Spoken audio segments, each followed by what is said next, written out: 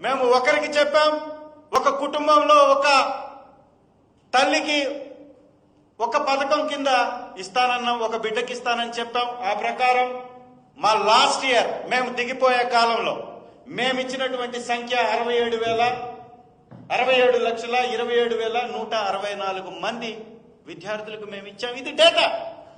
మేమేంటి మీలాగా అబద్ధాలు చెప్పట్లేదు. రికార్డెడ్ గా ఎవిడెన్స్ తో విత్ ప్రూఫ్స్ తో మీకు బయటపెడుతున్నాం, చూపిస్తున్నాం. మరి మీరెందుకు చేయలేకపోతున్నారు? మళ్ళీ ఈ పథకంలో ఇంకొక మోసం. ఆ రోజు డెవలప్మెంట్ ఆఫ్ ఎడ్యుకేషనల్ ఈకోసిస్టమ్ లో భాగంగా